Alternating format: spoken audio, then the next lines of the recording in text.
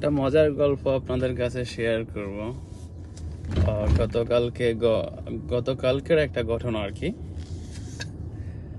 আমার বন্ধু মিস্টার মাহবুব কবির ফেসবুকে একটা মেয়ের সাথে চ্যাট করছে।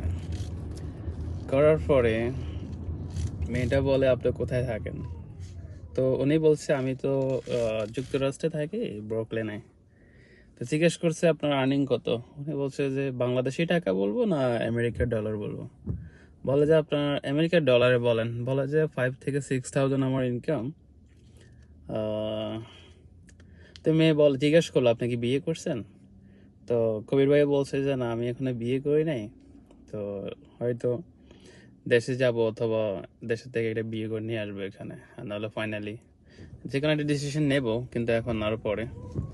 পরে মেয়ে বলে যে, আমাকে কেমন লাগে আমাকে দেখতে? তো কবির ভাই তো বলছে যে, হ্যাঁ, মেয়েটা অনেক ভালো, অনেক সুন্দর, কিউট। তো এখন কবির ভাই বলছে যে, মানে জিজ্ঞেস করলো আর কি মেয়েকে, আপনি কেমন ছেলে চান? তো মেয়েটা বলছে যে, আমি চাই একজন আমেরিকান প্রবাসী, অথবা আমেরিকাতে জব করে থাকে, ওখানে সিটিজেন এরকম। তো এখন কবির ভাই বলছে যে, কি আপনি কি আমাকে বিয়ে করবেন? মেয়ে বলছে যে, জি, আমি আপনাকে বিয়ে করবো।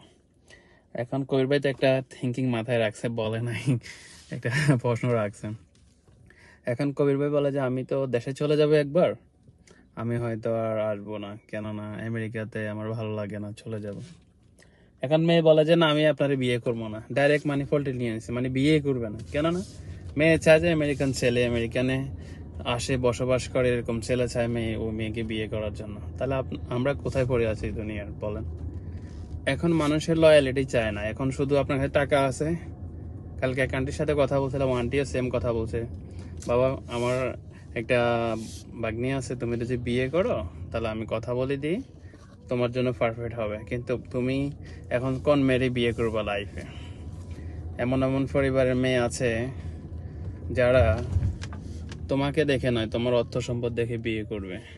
আর এখন তো বিয়ে একটা পুতুল খেলা হয়ে গেছে। বুড়া মানুষের টাকা আছে, ওনারে বিয়ে করে লেটেছে। তা আমরা ফলা পাই না আর কি, বোঝেন না?